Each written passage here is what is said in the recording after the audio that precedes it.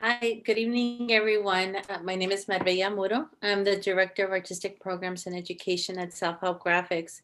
I want to welcome everyone to the Artist Lab in the Studio series, a virtual platform that provides a space and support for artists of color and seeks to maintain the creative community connected.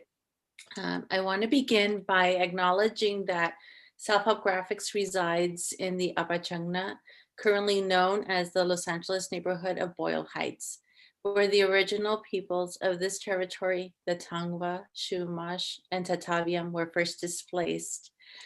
Um, it's been a year almost in March since we started our virtual program, our artist in residence, our artist lab program virtually. And our first guest in that program was Yvonne Gallardo, who's here with us tonight. And that workshop was, or that program was a way of trying to grasp what was going on with COVID and the quarantine. And so providing some support to our artist community with regards to grants, resources, unemployment, and also loans that came out of these special loans that came out for the artistic community. So we're revisiting that moment again, and I hope that we are all in a better situation, kind of have a better grasp of how to navigate this quarantine and COVID. And so I invited Yvonne Gallardo, arts and cultural consultant and artist advocate, to share more about navigating these resources, but also to demystify what funders are seeking when reading applications, and also to help the artist a little more at ease to how to approach and respond to questions that might feel intimidating or bring you into a small checkbox that which we know we are all much bigger than one checkbox. So and welcome Yvonne. And we also have Pamela Agustin. She's a lead community organizer for Eastside LEADS, a coalition of the East Side, which Self-Help Graphics is part of. She will lead a Stay Housed LA County workshop that will review the SB 91 legislature, county laws, and resources to keep our creative community in their homes.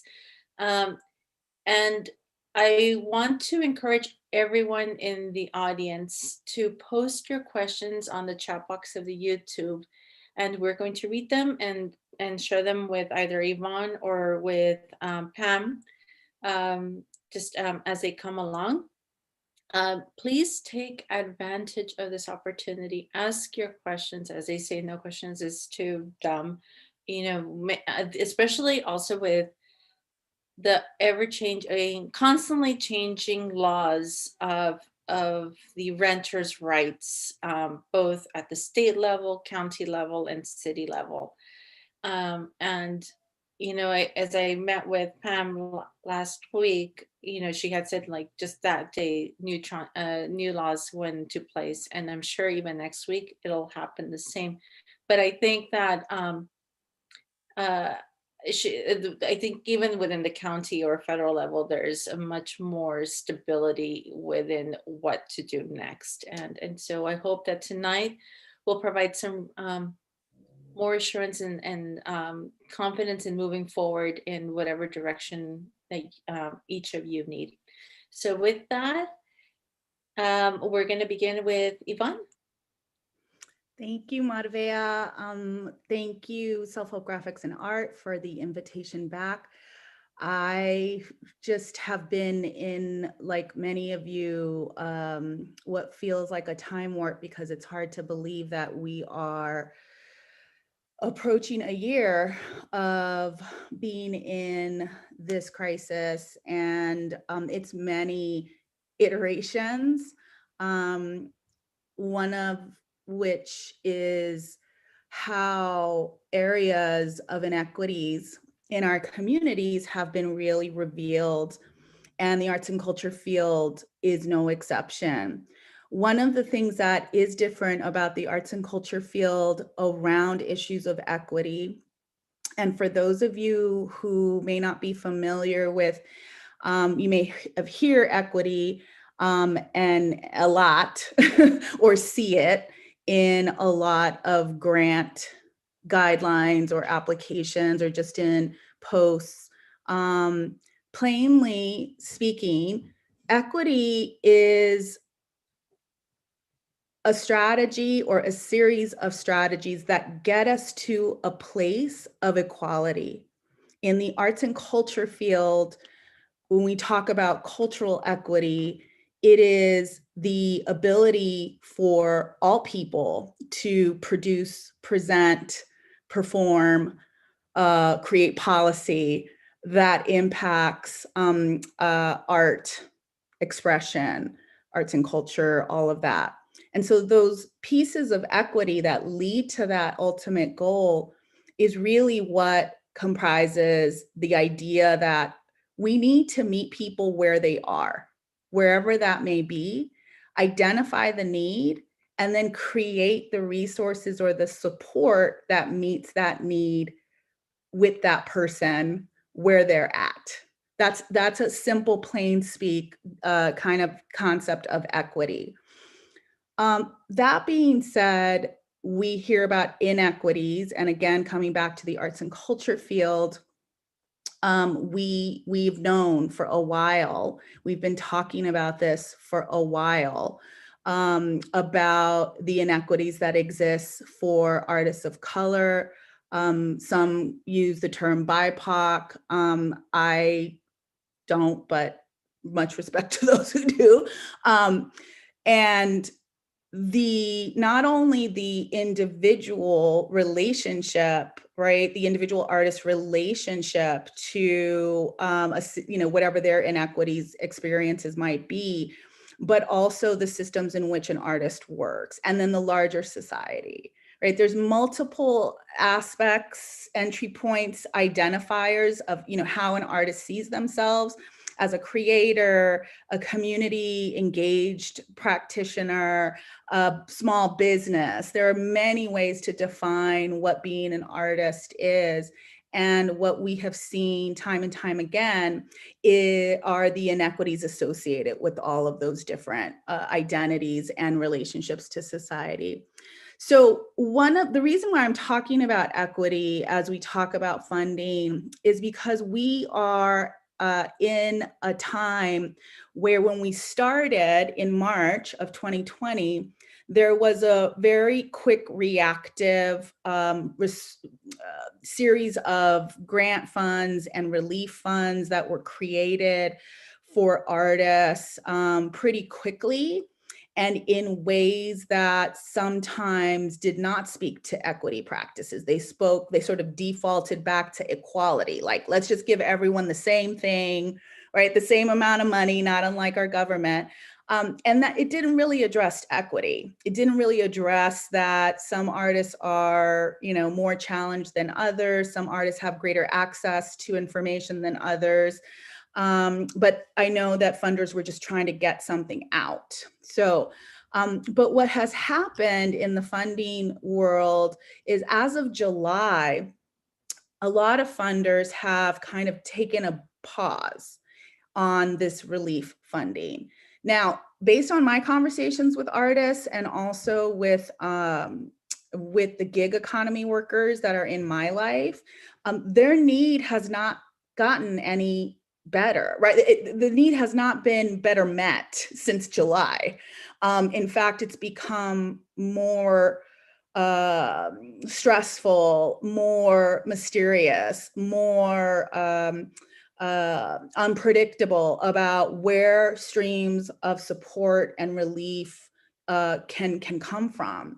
And so I want to recognize that if some of you are having a hard time identifying funds, it's because a lot of funders have pulled back to recalibrate and reassess what the next step is. What you might be hearing a lot come, even just next month, are words like recovery, right? There's a focus on, we focused on relief. Now the next step is, how do we recover? I want to acknowledge that some of us are still in the relief phase, and there hasn't been much relief given. And so I definitely want to, you know, especially among artists of color, that there is that reality. It feels like folks are moving on, and there's still a lot of need in that idea of relief. The second thing I want to circle back to around equity is that in some of the grants that you find for artists, they may ask you to speak to your experiences, your need. Some I have even seen disappointingly ask for a deliverable in relationship to these type of relief funds or recovery funds, which I, in the spaces that I'm a part of, try to advocate against. This is not about like, okay, we're going to give you some relief money, but you have to make some work. I know that you're already making work. I know that you're already working day in, day out just to stay motivated.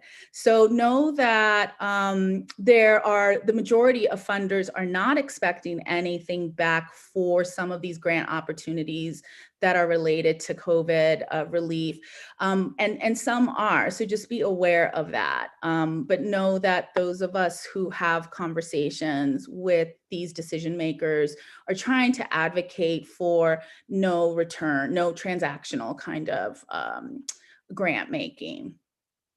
But again, coming back to equity, it's going to be important that as an artist who may not fit into traditional categories like emerging or established, which let me tell you, for the past 20 years, we've been debating these categories.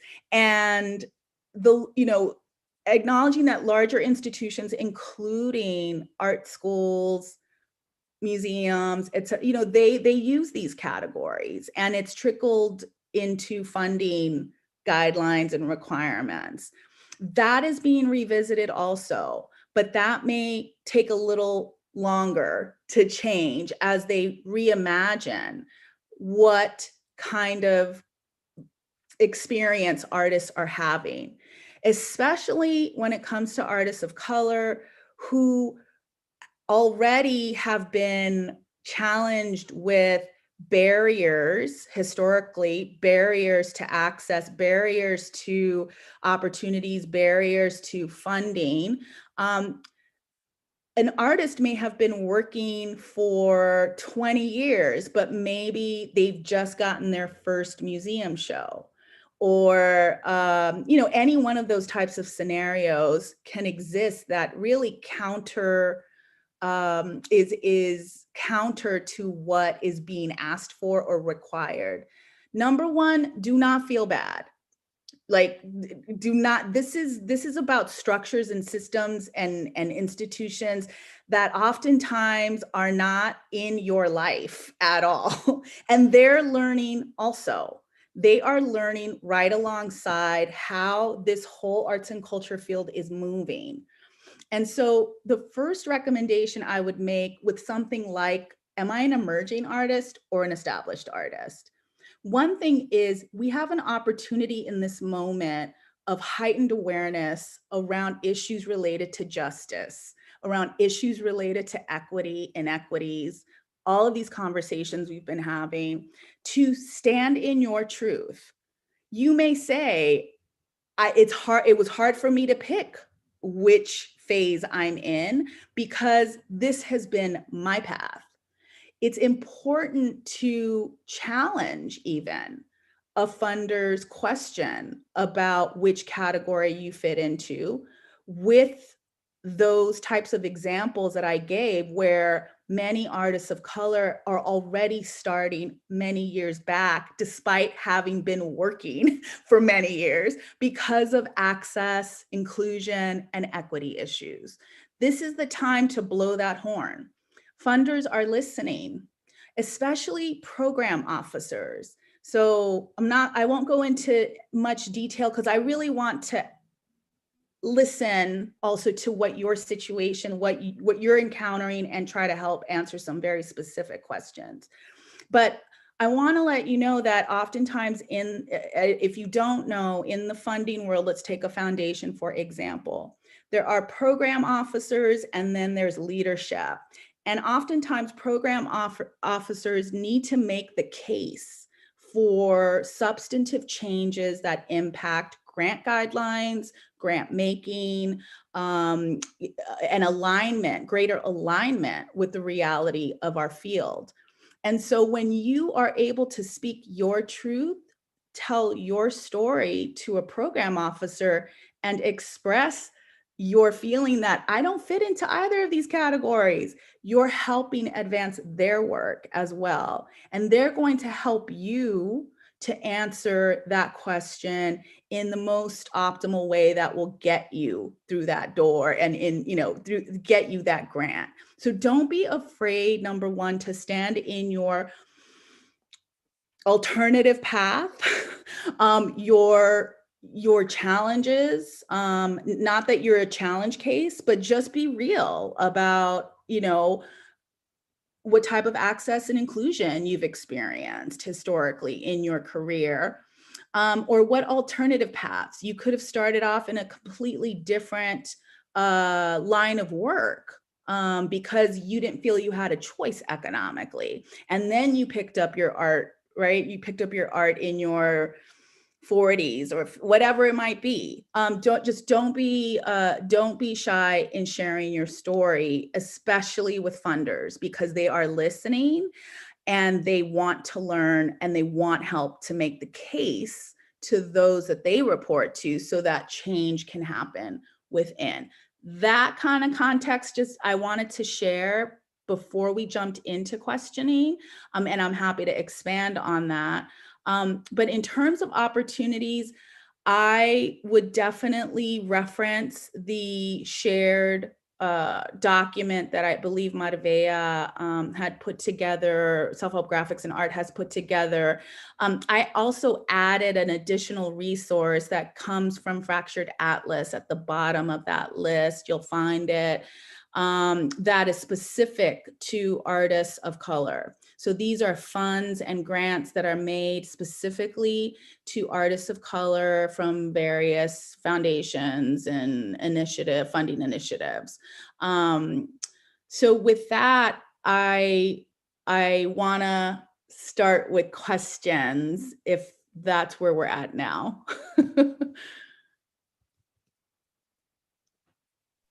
Sorry, I was on mute. So far, we have one question. But before I ask, we will post the link to that document on the chat box, and then we will make it available on our social media.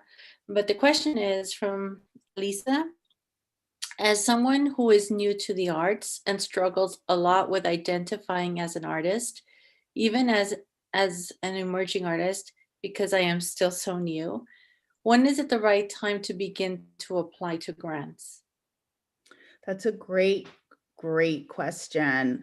I don't think there is necessarily a threshold, a point that you need to reach. I think what I would suggest for a just beginning artist, I'm not sure, what age group. Again, I don't think age matters. Like I personally, age should not be a factor, especially with artists of color. But if you are just starting out, I would really recommend collaborating with other artists to go in on a project together. If this is your first time entering the grant world, that might not only make it more comfortable to be in solidarity with other artists, but the project and impact of the project itself could really come across much stronger in that, approaching it with that strategy as opposed to going it alone. I don't believe that you should be afraid just starting out to go for grants. I really don't. This is where making the case is really what's important in the application. Why are you applying for funding? Why has your path been different? What is your intended impact, either with a project or a work? And if it's for a relief fund, you know, I think a good case is to say, I'm just starting out. This is not, I need all the help I can get right now just to continue to stay motivated and focused on my work. There is no right answer. There's only your story and how strong you can convey your story. So that's why I would recommend going in on maybe a collaborative project together with some other artists if it's your first try. It just makes it a little easier. And there may be an artist that you know or want to work with who has gone through a process like this, who can lead, you know, the visioning and or the you know, the writing or how to approach it with a little more experience. So I would definitely recommend that. There's no other question, but I want to follow up on that topic of emerging artists, as we'll focus on students, graduating students, come into, you know, out into the world. How do you approach a grant that wants to see examples of exhibitions? And I know artists are really great at developing their own exhibitions at, like, you know, apartments or you know, outdoor spaces, alternative spaces, artist run spaces, you know, non-traditional locations. Did you suggest that young artists, just like you said, working with other artists, do that for a bit and then applying for grants so they can build that rapport? Or is it just, can they just go ahead and apply with a body of work? Yeah, that's a great question because we are at a turning point right now, I think, in the field on how we even think about how art is consumed, how art is taken in by, you know, visitors to institutions, et cetera. We already know that with this upcoming, you know, this our younger generations, and I mean millennial and Gen Zs, they are establishing, creating galleries online on Instagram.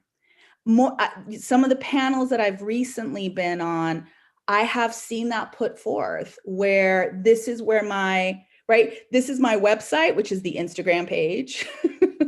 And this is my gallery, which is like an accompanying Instagram page.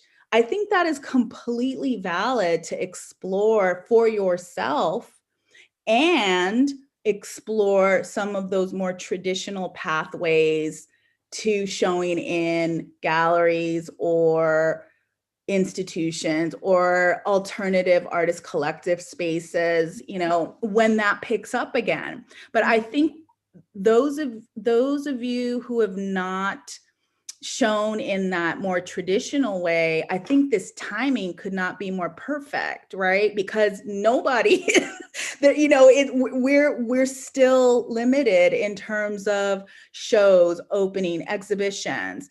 All the more reason to organize virtually and stand by that and go ahead and apply, right? And say, this is where I'm showing.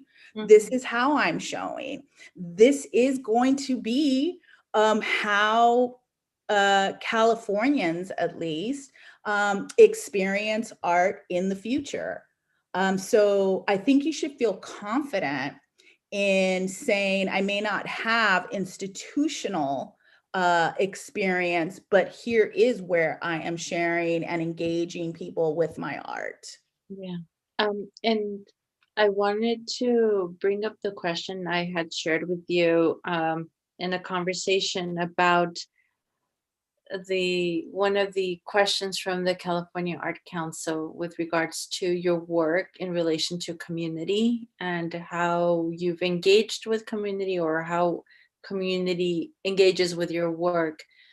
So for artists who are not doing work directly with their residents or local community, um, more conceptual art that may not be completely driven about with towards social justice and these topics.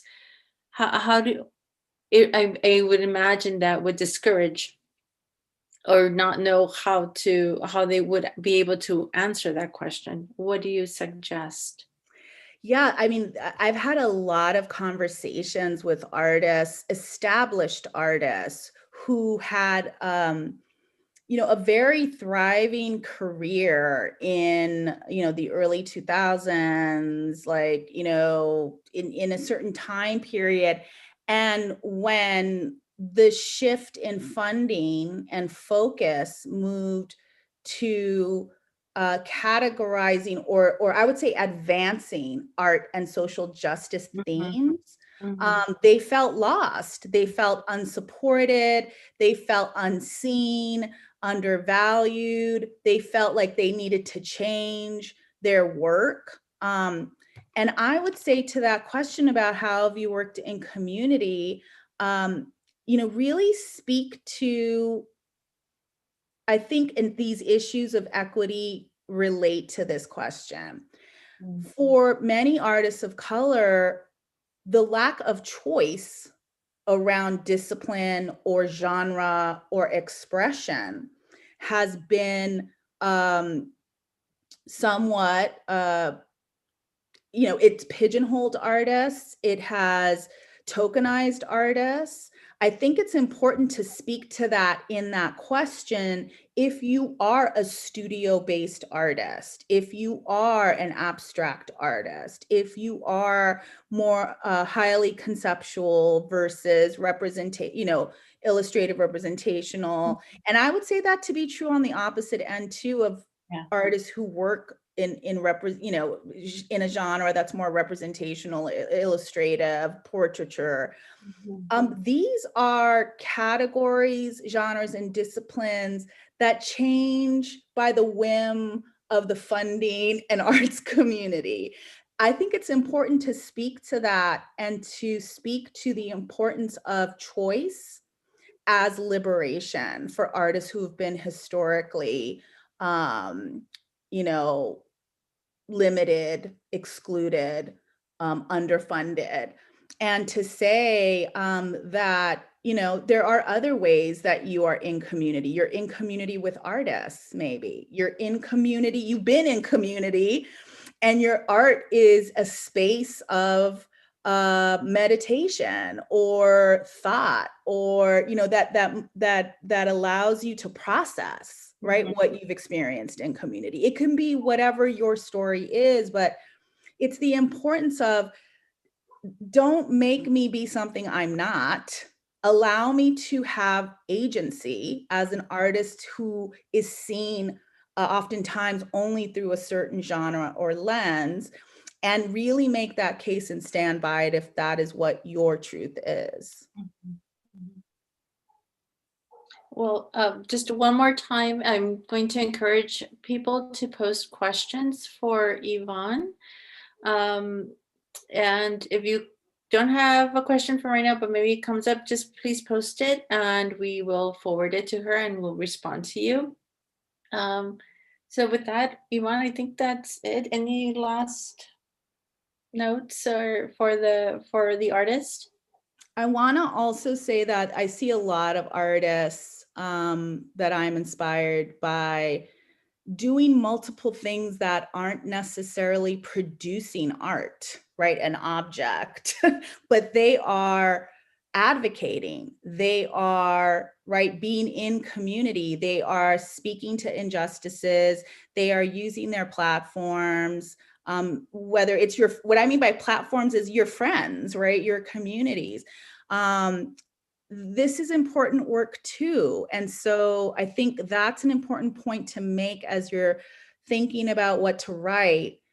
it's not just about what you produce, right? It's how you live, how you embody what it is to be a creative, which is essentially to show us what we're not seeing, right? Through your eyes, through your lens, through your experiences. And that might not be an object or a sculpture or a painting or a performance. It might be how you've been moving through the world in the past 12 months. Yeah. That's so important to speak to as you think about what you want to write, what you want to say in these grants.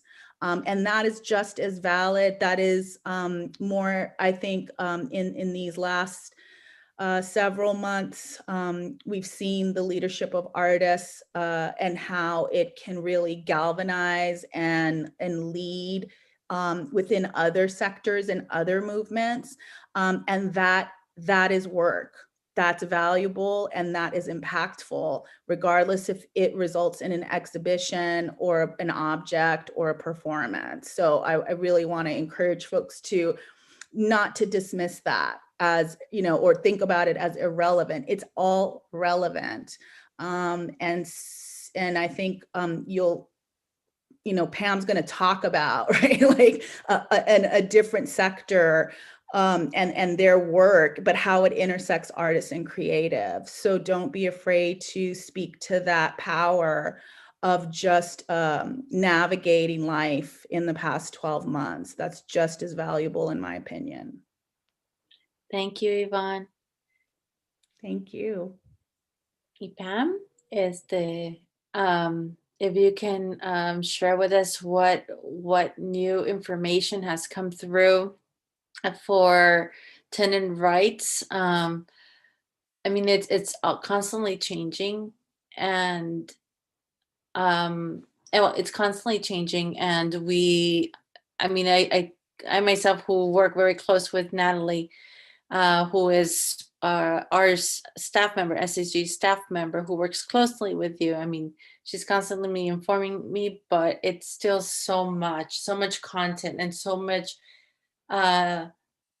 jargon that is intimidating. So the floor is yours. Yes, Marbella. No, and first of all, thank you for the invitation. This is, as an organizer with Eastside LEADS, my first artist lab. So thank you to Self Help Graphics for the invitation. And also I'm taking away nuggets of learning from Yvonne. Thank you, Yvonne. And I agree full-heartedly with what you shared, that everybody's story, everybody's voice these past 12 months, feels like years, 12 months are important. Marbella, so I'd like to share, because for our visual learnings, for our visual artists, some slides. So I will be sharing my screen shortly. Yes, we made you a co-host. Okay. Okay, great. I think I have it. Yes. And thank you everyone watching from YouTube. My name is Pamela Agustin, as Marbella shared. I am a coalition organizer with the Eastside LEADS Coalition. We're hubbed in Boyle Heights, and Self Help Graphics was key in founding this coalition and strong partner as we, these past 12 months under COVID-19, we take information to tenants wherever they're at about their rights. As Marbella shared, the landscape over the past now year, since March 2020, has constantly changed. Every other month we get updates, sometimes small, sometimes very substantial. But today I'm going to bring you the latest and greatest in terms of the state protections and what we have happening at the county level. But before I get started, here in front of you, you see Pamela, you just said Eastside LEADS, and in front of the screen, I see Stay Housed LA County. Well, we, Self Help Graphics and Eastside LEADS, we are a part of this collaborative. We had been working for over a year, right, around telling the county, hey, we don't just need to inform tenants of their rights, right? We need to partner it. We need to partner it with legal access with Know Your Rights education and outreach is important so that residents remain in their homes during COVID-19, but also post-COVID-19. So State Housed LA County is a program between LA County's Business and Consumer and Business Affairs. Liberty Hill is also our partner in this effort. And we do exactly what I just described to you. We go out, we hold workshops, we do outreach, we call tenants from throughout LA County, and we invite them to spaces like the one Self-Help Graphics is creating today. Today, here on the East Side LEADS, Self-Help Graphics, and Public Counsel, we work together on holding these ongoing workshops. Public Counsel is our legal arm, our legal service provider. So if out there in the audience, there is someone that's facing an eviction or extreme harassment, know that you will be connected to an attorney. We can connect you. We can get those emergency questions resolved. So my presentation is going to cover, again, COVID-19 protections at the state and county level. I'm going to give you an overview of what are other commonly asked questions and issues that tenants are facing. And again, for you to know when to make that distinction when you need to absolutely talk to an attorney. So here on the map, you see the state of California. Then you see our county in orange. Here's our county blown up. And in orange again is the city of LA.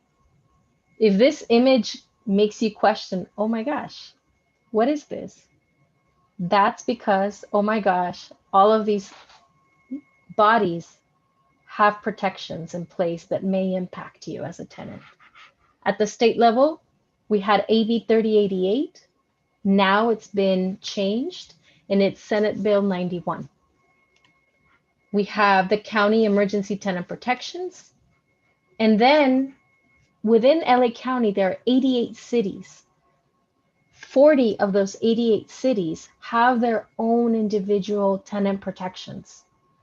I hope that at the end of my presentation, you have a better idea of how all of these interact. And then of course, we put it at the bottom, Center for Disease Control, that's at the federal level. There is a federal set of protections. I will not go in depth as to what those are because the state and the county protections really provide the majority of tenants with the strongest protections. But we want you to know, I want you to know that that's also available. So you'll see here that so far I haven't used the most commonly used term for these tenant protections, which is an eviction moratorium. And the reason for that is many times in the past 12 months, Natalie with Self-Help Graphics and I hear very commonly asked question of, wait a minute, why am I getting an eviction notice? I thought there was an eviction moratorium. And here it is, reading it to you. Nothing right now stops a landlord from giving you a notice to quit or pay your rent. Nothing stops a landlord from giving you any other kind of notice for eviction. Nothing stops a landlord from filing an eviction. You must still answer if you get an eviction notice at your door. You must still answer that within 5 working days. There is no true 100% moratorium on evictions. There is only protections that may protect you against evictions if you are COVID-19 impacted. That distinction is very important. That's why with Eastside LEADS, we call all of this the state tenant protections and the local tenant protections. Unfortunately, the LA County Superior Court, they're still hearing eviction cases, and the Sheriff's Department is still answering eviction notices. This is important, again, why? Should you receive any written notice from your landlord, do not think, I'm okay, there's an eviction moratorium. You must immediately reach out to Eastside LEADS, reach out to Self-Help Graphics, State Housed LA County, because there is a response you have to give. Now, AB 3088 was extended by SB 91. For the past, since March of 2020, Again, every month, the state and the county and even the city of LA sometimes have made changes to the protections. This is the one law, SB 91, that I want you to hold on to, if anything, when you walk away from today. There are 3 scenarios that you as a tenant must pay attention to. The first, right up here, if you were unable to pay your rent from March, April, May, June, July, and August of 2020, you didn't pay it in full, you're unable to pay 0 of it, you have to, number 1, submit a letter to your landlord for those 6 months saying, I'm unable to pay rent because of a COVID-19 impact. Now, according to SB 91, if you owe rent between March 2020, now we're going into a second tier, folks, March 2020, all right, and August 2020, you've already submitted 1 letter, but then September, October, November, December, we're in January 2021, all the way until June of this year, if you are unable to pay your rent for one of those months or all of those months, or you can only pay partial rent, you have to submit a letter called a letter of declaration to your landlord every single month. Every month that you are unable to pay your rent in full, you have to submit that. What SB 91 did is it extended the end date that we had before. Before February 1st, 2021, we were expecting tenants to pay in full their debt by January 31st. That's no longer the case. You now have, again, if you owe rent from September of last year till June of this year, you have every month, you're okay. You don't have to pay that rent in full. You're only supposed to give that letter of declaration to your landlord. If you can, you have to pay 25% of your total rent. If you can't, you still submit that letter every month, but come June 30th, 2021, you're going to have to pay the full 25% of every month that you owe. So maybe you're like saying, Pamela, what is 25%? Folks, you have to calculate that, right? What is 25% maybe of a $2,000 rent? That's all you have to pay every month, according to this SB 91 law. Your step-by-step. This is a beautiful graphic. Take a picture of it, but know that it's also on YouTube forever now. You can find this letter that you give to your landlord by going to stayhousedla.org. It's a 1-page letter. You fill it out for every month that you have not been able to pay rent. You send it to your landlord, right, within 15 days of your rent being due. So if your rent is due on the 1st of March, you have 15 days after 1st of March to submit this letter. It is our recommendation, and why you see an envelope here, that you send that letter to your landlord, certified mail. You take a picture of you, or you record yourself of you dropping that letter in the mailbox. You want to make sure that there's a record that you have sent that to your landlord. Your landlord, I want to remind everyone here that they're actually the ones that are supposed to give you this letter. But we have found in the 36,000 tenants that Eastside LEADS has contacted since August of last year, that it is very unlikely for a landlord to do this. So this is why I'm telling you, go to our website, stayhousedla.org, download that declaration, and you send it. Should your landlord give it back to you, or should your landlord say, you know, Marbella, this is cute. You sent me this letter, but here's the letter that I want you to fill in. Compare it. Take a pause, compare those two, complete if it matches what we are telling you to do, and send it back. It's okay if you turn it in twice a month, but we just want you to remember, submit that letter. That letter is your guarantee that you cannot be evicted after COVID-19 because you were unable to pay your rent.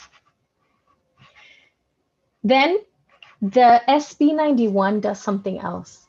It creates two types of options for landlords to receive rent relief from the debt that the rent relief is really the past due rent that a tenant owes them. And I'm about to explain what that is. But before I do, here is a back-to-back image of what that letter of declaration looks like. On your left is the letter that Eastside LEADS and Stay Housed LA County recommends that you complete. You see it's a one-pager, very simple. To your right is the letter that you can download from home also by going to the state website, Housing is Key. It's very similar. You will see that this entire section, I am currently unable to pay my rent, all the way to signed under penalty of perjury, is pretty much the same in our Stay Housed LA County letter. What we added in addition is so that you every month can check off what this letter, what month you are telling your landlord you're unable to pay rent. Note, you must not do this ahead of time. If we're in February right now. If you're unable to pay your rent in February, you just check that declaration checkbox and you send it. Come March, you're going to have to print this declaration again and check box March. All right. Again, you can go to our website, get legal help, know your rights, find a workshop. Under Know Your Rights is where you're going to find that letter of declaration. So all of this, Pamela, you've just tossed a lot of dates at us. I'm about to tell you when should you start paying rent and is there rental assistance. So again, SB 91, State Bill 91, Senate Bill 91. The state got $1.5 billion from the federal government. And that money is what's going to be used to give this, quote, rent relief to tenants and landlords. Unfortunately, the choice of what repayment program you use is actually up to your landlord. Your landlord, for example, has two options. The first option, they can approve you're COVID-19 impacted, you gave them the letter of declaration. Your landlord can get back 80% of the past due rent. Essentially, they can get back the money that you as a tenant owe them from March all the way to this March, essentially 1 year, by saying, yes, we want to do this 80-20 program. We are going to get 80% of that debt from the state. And the thing that we have to do as landlords is we're not going to charge our tenant the remaining 20%. Essentially, no more debt for the tenant, right? This option is only available, again, I said March, I'm sorry, it's actually April. We have that weird month, April 2020 to March of this year. This is the time frame for this option. If your landlord, however, decides, no, I'm going to take my chances. I want everything. I don't want to forgive 20%. They can actually say no, and you then, as the tenant, will have to go to the state. And what the state is going to say, okay, you're only going to have to pay 25% every month, submit your letter of declaration. It's already what you were going to do. What this creates, though, folks, is that at the end of June 30th, your landlord can take you to court starting August 1st, and they're going to try and get that 75% of rent that you owe them. They're going to try to get it from that. They can get it, right, from a small claims process starting in August. But let's weigh it up. Let's weigh our options here. If the landlord agrees to the 80%, they're actually going to get 80% of the past due rent. So they get back more by opting on option A. But this is, if you're confused right now, This is why we are in the work that we're doing right now under COVID-19. Unfortunately, this bill was rushed. It didn't include or center the voices of tenants and tenant advocates. But at the end of the day, it is the bill that we're working with. Know that you can still get more information about the state rent relief program by going to this website or calling this number. Right now, because this bill was so rushed, the state hasn't even done the exact instructions on how a landlord can actually apply for this rent relief program or the tenant. They have a deadline of March 15th to do that. So what do you have to do at home? Follow Eastside LEADS, follow Self-Help Graphics, follow Stay Housed LA. Keep up to date with us. We will let you know when that finally comes up and you can apply for that program. One other thing that the SB 91 bill does, it's going to prioritize tenants in 3 ways. The first priority is for tenants who make 50% area median income or less. If you're a family of 4, your income cannot exceed $56,300. I'm a single gal. If I wanted to get this rent relief, I would have to make $39,450 or less to be prioritized. The next thing that the state is going to do after they're done with that first round is they're going to say, all right, now we're ready. We're going to target only COVID-19 hit areas. And then after that, we're going to target people that make 80% or less. Folks, I know why, but this is how that program is running. The county decided not to administer their own program. The county said, we're going to let the state do it. So if you are listening to this and you live in LA County, in one of our 88 cities, you are going to have to, your resources, us as Stay Housed LA County, Eastside LEADS, but also the state numbers that we give you. The county, though, how does this interact with the local protections? Marbella told you that just last week I told her the law's going to change again, Marbella, next week. It did. It changed yesterday. So the LA County tenant protections, they met the deadline of the state. So if you live in any of this orange or white area, it means that the county's protections will be connected for you all the way until June 30th. So the state's deadline is June 30th and the county's deadline is June 30th. These protections are in place until June 30th of this year. The county gives you simply additional protections against eviction. If you live in anywhere in LA County, you still have to follow what I just reviewed. The state declaration every month, you give it to your landlord. But if you live in LA County, you are protected against, if you bring in an additional person to live with you at home, if you have a pet that wasn't on your lease, if you have children, they're making a lot of noise, that's nuisance. Those 3 reasons are not a reason for eviction. Your landlord cannot evict you if those 3 things are true for you. If you live in LA County, your landlord can also not evict you because you deny them entry into your unit. We are under a pandemic. This was put in place because sometimes property owners would come in, do inspections, right?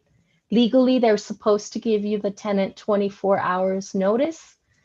Well, this essentially says, me as a tenant, I don't feel safe. Please, you can't come into my unit. Just know that that's a right that you now have as a tenant. And the last piece that LA County protects us is in the scenario that your landlord wants to move into your unit, or if your landlord wants to sell the property and no longer be in the business of renting. If those things qualify, if those things you feel apply to you, just know that if you live in LA County, those are the pieces that you are protected. If you get a notice of eviction, again, That's very serious. I want you to go to Stay Housed LA County, click Get Legal Help, and within 48 hours, you are connected to an attorney. Other things that you might be experiencing beyond, inability to pay rent because of COVID-19. What we're seeing a lot is illegal lockouts. Your landlord, they're unable to evict you. They're unable to go through this process. We hear a lot of them turning off utilities, harassment. Maybe you told them on the day one, I can't pay my rent, and they continue coming as this cartoon comic shows. That's harassment. If they say, if you don't pay the rent, I'm going to send ICE to you, or I'm going to call the cops. That's also illegal, folks. These are all tenant experiences that are being lived today. If you feel threatened, if you feel hostigado, know that you have Stay Housed LA County, which will connect you to an attorney, because all the reasons that I just reviewed are a cause for you to take immediate action. Now, you also have this beautiful resource that in this last minute, I'm going to share. Self-help graphics and art artivists in partnership with Eastside LEADS, especially Vanya Navarrete, Priscilla Hernandez, Sofia Garcia. They created this beautiful visual of a lot of the rights that I just reviewed today. It is on our website at eastsideleads.org. These are other resources that you have, but again, if anything that you take today is know that you can contact Self-Help Graphics, Eastside LEADS, or Stay Housed LA for any issues that you might be facing during COVID-19. Back to you, Marbella. There are no questions from the audience. Again, please post any questions, whether for Yvonne or for Pam. But I do have a question about the process. Again, you mentioned and you emphasized how it's illegal for landlords to evict now. And just to again reemphasize, with or without a letter of declaration, it's illegal for landlords to evict currently. That's a great question, Marbella.